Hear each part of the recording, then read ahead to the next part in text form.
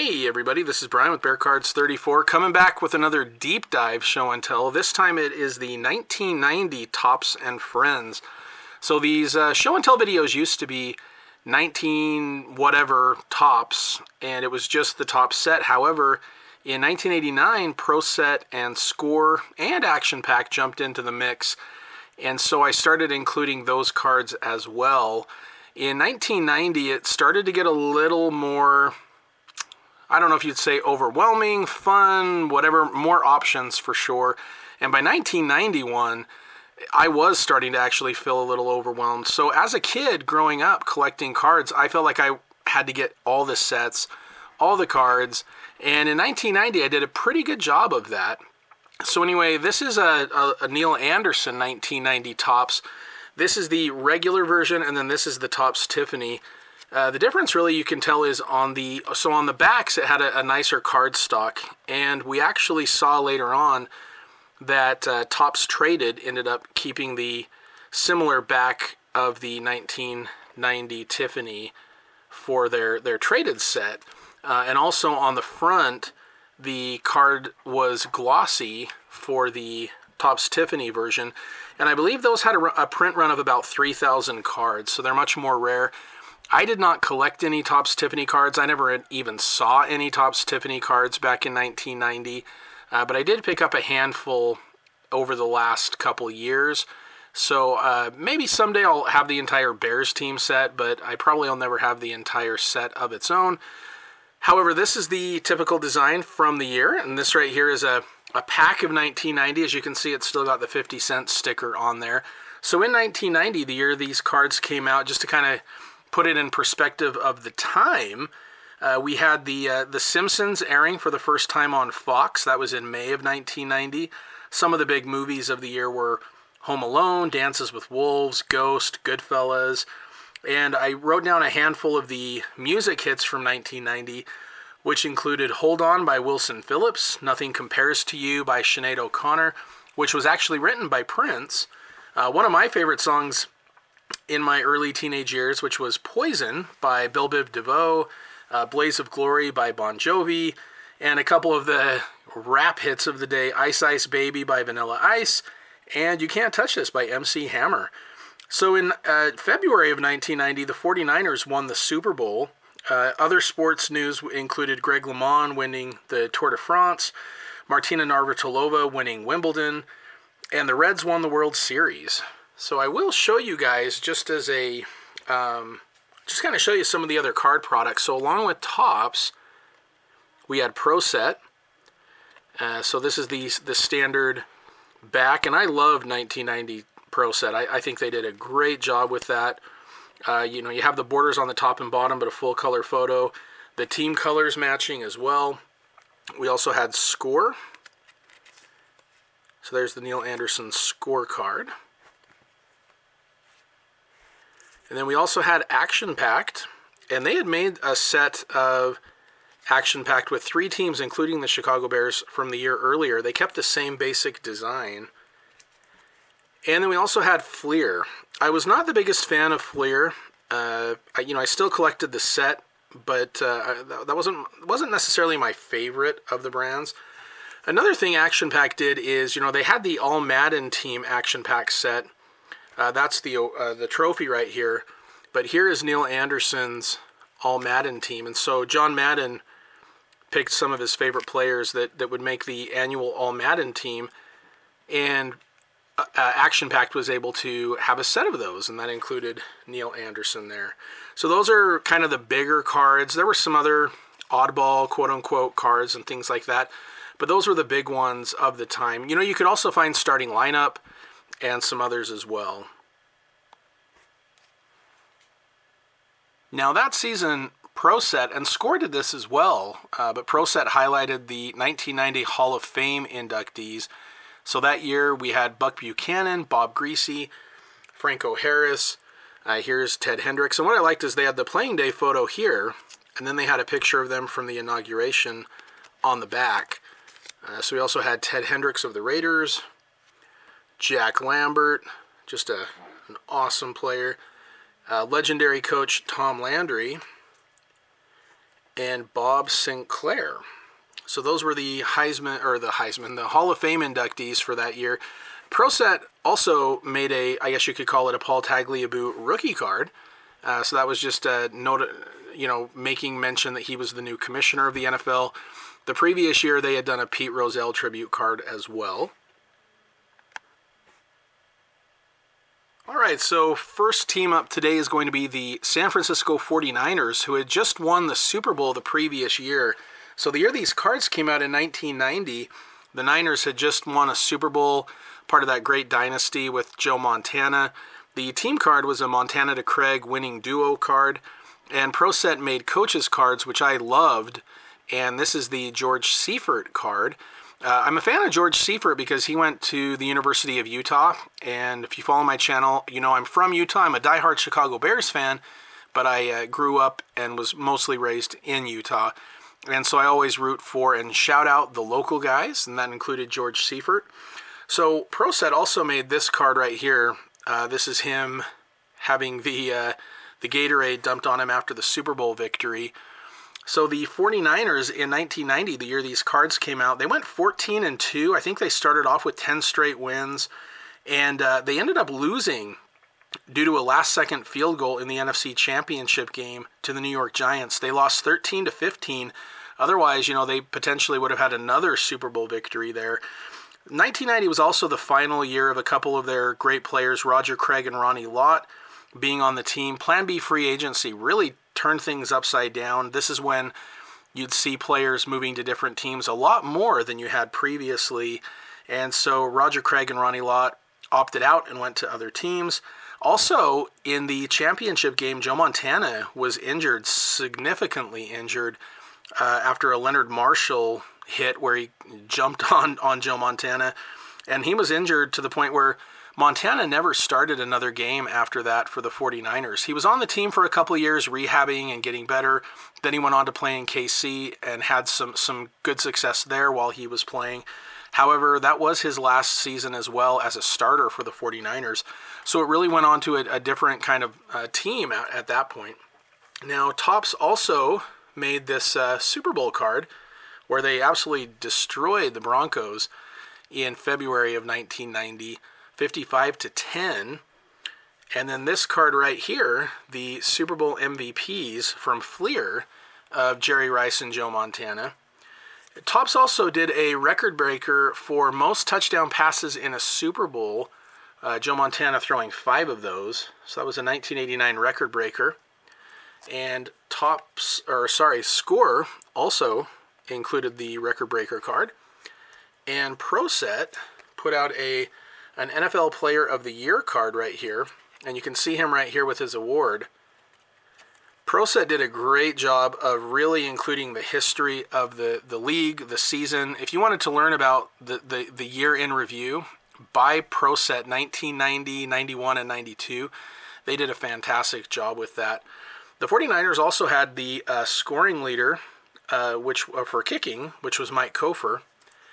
And then we have the 1989 Topps Joe Montana and Boomer Esiason for the passing leaders. And then we also had Jerry Rice as the NFC receiving leader with Andre Reed for the AFC. And there were also, Topps includes one 1,000-yard club card per pack. And these are glossy on the front as well. They had three with 1,000 yards. So Roger Craig, John Taylor, and Jerry Rice. Now, I had mentioned that the Score set also included those Hall of Fame inductees. So here's the Bob St. Clair one. I always love that photo. That's an old school. Great picture of Bob St. Clair. And Pro Set included some subset cards for their set, including these that have the PSA announcements. So the Ronnie Lott there encouraging kids to stay in school. And Score had some nice inserts as well. Subsets anyway. So Joe Montana, Hot Gun. I also really like these Ground Force cards, and they had one of Roger Craig. And for the receivers, they had the Rocket Man. Again, those were pretty nice as well.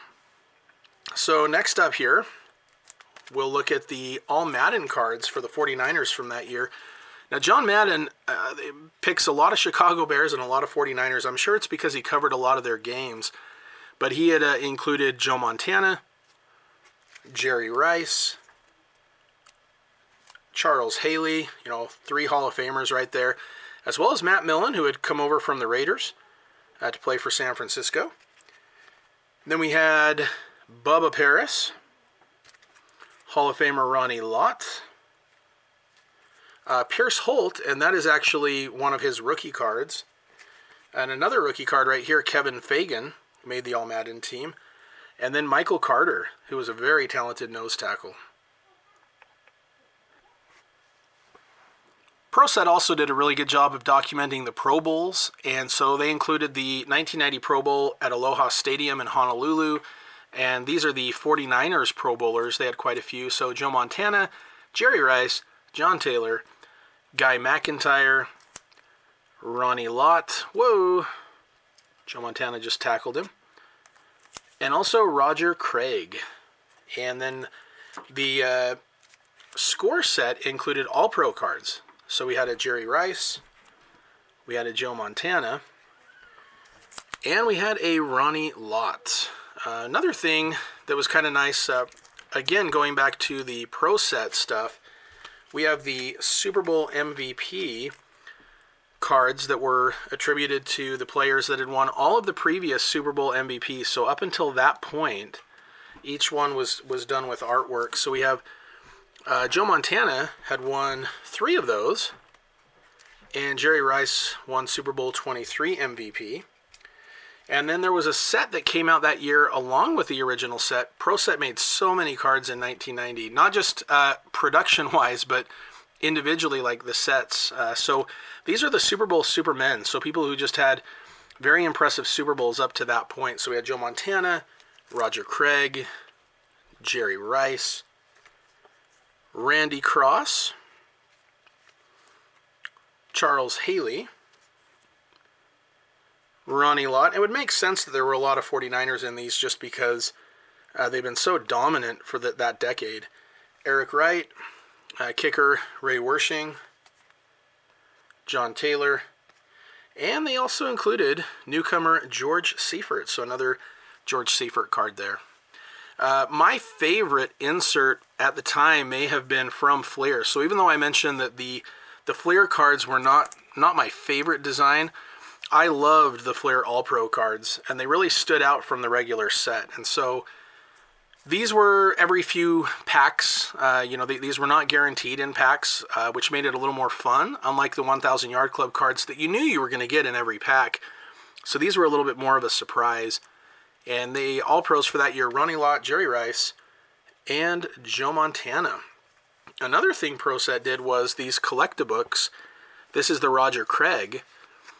And so they would all start off, there'd be a picture, some information, story about the player, an animated drawing, and then a 2-page photo, and then the stats on the back. And they made 2 for the 49ers, Roger Craig, and of course Jerry Rice. And there's his animated picture and his 2-page photo. Yeah, so there you go. One other thing I wanted to mention, one of the kind of offset sets was this one right here, and I can't remember, it says it's the Asher Candy Company who made these, but these are the inaugural, or the first ever first edition, 1990 first edition Stars and Stripes. And I have a couple, I don't have the set of those, but I have a couple 49ers, Jerry Rice and Roger Craig. And then for the Hall of Famers that are included in the 1990 set, we have Jerry Rice. And I wanted to include this one too because that's one of my all-time favorite photos of Jerry Rice. I love the action-packed picture there. So other Hall of Famers would include Ronnie Lott, Joe Montana, Charles Haley, and they did not make a Steve Young Topps card in 1990, so I'm just going to include his scorecard. And speaking of like Utah guys, he went to BYU, so he played his college ball here in Utah. Big fan of his as well. So for the 49ers, their top draft pick that year was Dexter Carter. He was a first-round running back / kick returner out of Florida State. He it was really had a lot of comparisons to Dave Meggett, and I could see those. A very quick, very, very fast running back. He even led the team in rushing as a rookie. That was mostly because Roger Craig was injured for 6 or 7 games, but he really took advantage of that. And they were kind of hoping he might be like, kind of a replacement for Roger Craig after a couple of years. Turned out that ended up being Ricky Watters a couple of years later. But he did have a really good rookie season. And, in 1994, he was part of the Super Bowl championship team. His best game ever was as a rookie. He had 90 rushing yards and 57 receiving yards against the Steelers in Week 7. In 1995, he signed a 3-year contract with the Jets, but he had major fumbling problems, and so they released him before the first season was over. The 49ers re-signed him, and he finished out his last couple of years there. So along with his Topps card from Series 1, they have him in his college uniform, and then in the Topps Traded, we have him in his 49er uniform. Pro Set included Dexter Carter in theirs, and Score did a similar thing where the first series we have him in his college uniform, and then in the Score Update we have him in his pro uniform. We also have the action-packed rookie update set that included Dexter Carter, and he also has a card here from the Fleer update as well. So a lot of Dexter Carter cards from that first year. He finished his career with over 5,400 kick return yards, and he had 2 kick return touchdowns and 2 punt return touchdowns. His cousin, for those baseball fans out there, is Byron Buxton, who plays center field with the Minnesota Twins. So I thought that was kind of cool as well. Next up, we've got Brent Jones, rookie card. He had an 11-year career with the 49ers and was a 3-time Super Bowl champion. He was drafted in the 5th round in 1986 by the Steelers, but he was cut after basically a month into the regular season. He was kind of placed on their practice squad. What happened was he and a friend of his were driving, and a drunk driver going the wrong way crashed into him, and he had a herniated disc in his neck, so he didn't really get off to a good start, and the Steelers ended up cutting him after that season, and that was the 49ers' gain because they signed him up, and within a couple of years he was the starting tight end, 4-time Pro Bowler, 3-time All-Pro, including a first team in 1992. And when he retired, he led the 49ers in most of their major categories for tight ends statistically. I know Vernon Davis has passed him up on a lot of those, but he was a great, great tight end. And then we have Jesse Sapolo. This is his Pro Set rookie. He also had one in Score, but those are his only 2 from the year. And he was drafted in 1983 in both the NFL and USFL draft, like a lot of other players at the time. He was an 11th round draft pick out of Hawaii, and he chose to play in the NFL with the 49ers. He went on to be a 4-time Super Bowl champ, 2-time Pro Bowler, very versatile. He started Super Bowl 23 at left guard and Super Bowl 24 at center. He had serious injuries. He broke his foot multiple times. He broke his leg. And so he missed all of 1985 and 1986 seasons and a lot of 84. But he was able to come back from that and become a Pro Bowl lineman. So just very impressive career for him. Next up, we've got Bill Romanowski. This is his rookie card. He was a 16-year veteran in the NFL. I was not a fan of his. I thought he was a really dirty player. I love tough players. I love mean players. But I just kind of felt like he was dirty. So he kind of rubbed me the wrong way. So I was never really a fan. But he was a really good player. He played at Boston College and was a 3rd-round draft pick back in '88. He made the All-Rookie team that year. He was a 2-time Pro Bowler, and he's a 4-time Super Bowl champion. He won 2 with the 49ers and then 2 with the Broncos. He also played with the Eagles and Raiders a little bit. And he ended up his career with over 1,100 tackles, 40 quarterback sacks, 18 interceptions, and 16 forced fumbles. So while I may think of him as a dirty player, he was also a very good player. Next up, we'll do Eric Davis. So Eric Davis, these are his Score, Pro Set, Action Packed, and Fleer. I don't think I noticed a Topps.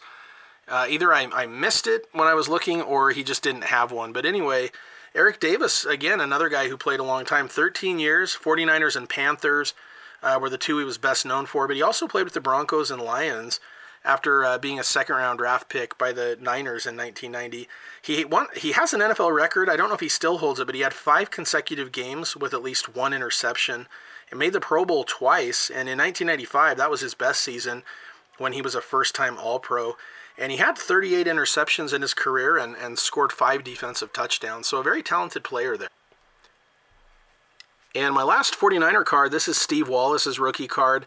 He was a 4th-round draft pick back in '86 out of Auburn. He was one of the blockers for Bo Jackson during his amazing career at Auburn.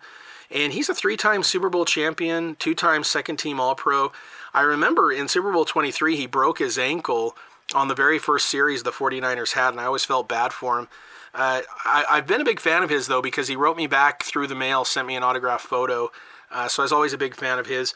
He's also the nephew of comedian and actor George Wallace, for those of you who remember him. All right, next up we've got the Denver Broncos. The team card is Mel Bratton. That's his rookie card season as well. He was a great college player, but unfortunately got a severe injury that really changed what may have been a great NFL career. Dan Reeves was the head coach that year, so after appearing in the Super Bowl and losing to the Niners, they ended up only going 5-11 in 1990, which was pretty rough, unfortunately. ProSet also highlighted the American Bowl in Tokyo with the Broncos and Seahawks. So in 89 and 90, that was kind of the start of the NFL really trying to push for a world audience. For the collectabooks, we have the John Elway.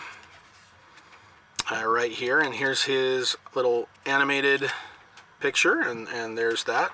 So yeah, always a fan of those collectabooks. I thought they were pretty unique at the time. And I did want to mention, and again, another Utah guy, Greg Cregan, went to my alma mater of Utah State. And for the Pro Bowlers, we had Carl Mecklenburg, Greg Cregan, Utah State guy, Carl Mecklenburg, and Dennis Smith. And I do have 1 Stars and Stripes of the Broncos. That was the Dennis Smith card right there. And then we also have David Treadwell, who also made the Pro Bowl. And Score had highlighted the All-Pro card of Carl Mecklenburg.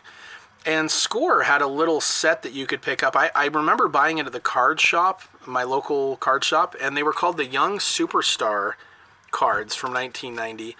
And it was a set of, I don't know, like maybe 30 cards.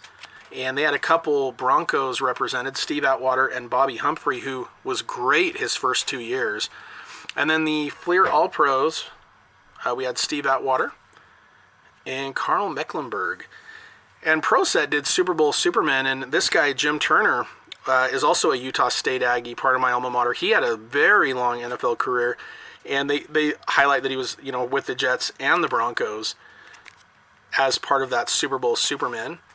And Bobby Humphrey had a Ground Force card from Score.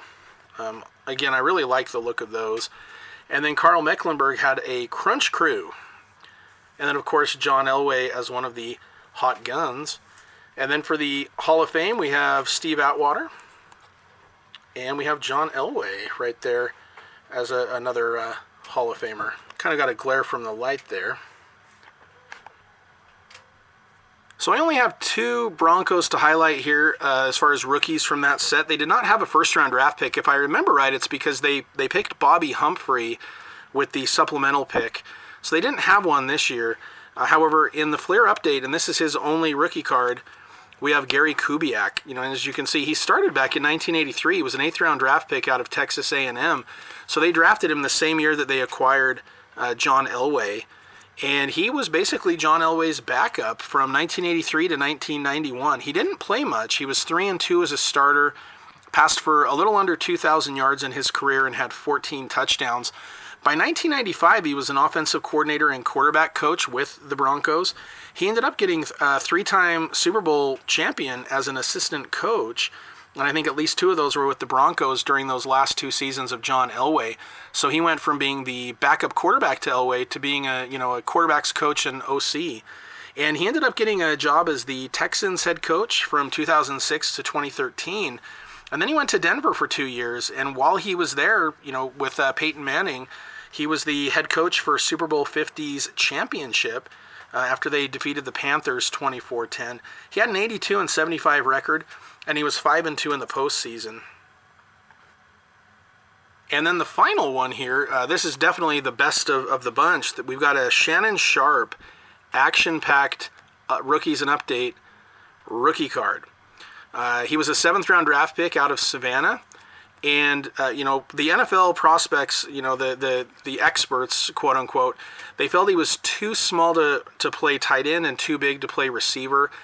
And so he fell in the draft. I always knew him for the first couple years as just being Shannon Sharpe or Sterling Sharpe's little brother.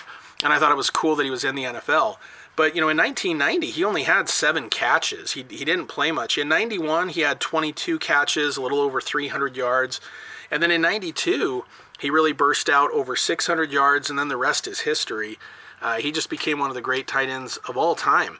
He played 10 years with Denver, won 2 Super Bowls, played a couple years with the Ravens, won another Super Bowl there, and then he went back to Denver for his final 2 seasons. And I always think it's cool when players return to their original team, and I thought that was pretty neat that he did that. You know, I think the new generation these days best know him as one of the co-hosts of Undisputed with Skip Bayless. But for those of us who were around back then, we know that he was just one of the best tight ends of all time. 5-time All-Pro, 8-time Pro Bowler, the 90s All-Decade team. He also still holds the record for the most receiving yards in a game by a tight end with 214. And he finished his career with over 10,000 receiving yards and over 800 catches. Just a great, great player. All right, so we're going to wrap things up with me opening a pack of 1990 Topps. You know, there's the gum. Yeah, nice and fresh. And the Dean Biasucci is going to get the worst of that one. All right, so the ones we're really looking for in here, you know, like there's some good rookies in here. Junior Seau, for example. All right, so we got a Sterling. That's pretty cool right there. So the brothers, Sterling and Shannon, 1,000 Yard Club card. We got an Andre Brown, Norm Johnson, Alfonso Carricker, Pierce Holt, rookie card, I believe. Mark Wilson, BYU guy, so played his college ball in Utah. Brian Sosha, Reggie Roby, Reggie White. And it's kind of sad. Those guys both have passed away. Great players, though. Oh, we got another Greg Cregan, another Aggie right there. Jeff George rookie card. So in the day, that would have been the card to get. You know, the #1 draft pick, Jeff George. Herman Fontenot, Felix Wright, Raven Caldwell. Oh, hey, that's a cool one. So our team card is Bo Jackson. Bo knows yardage. That's for sure. Nice team card to get right there for sure. All right, that'll do it for today. I'll be back with another round probably a week from now. I plan to put one of these out per week. You know, with the additional sets, everything just kind of blew up. There were just so many cards, so I break these down into a series of videos. But anyway, I hope you guys enjoyed. Feel free to like and subscribe. Comment if you have any interactions you want to get with me. I always love talking cards with people. So 1990 was a big one for me. This was really probably the peak of my collecting, 1989 to 1991. And I know a lot of people refer to it as the junk wax era. But whatever you want to call it, all I know is they made some great cards. They had some of the best players. It was just a fun time to collect. And so they're valuable to me regardless of the price. So anyway, thanks for watching, and I'll be back with more videos in the near future. And as always, go Bears.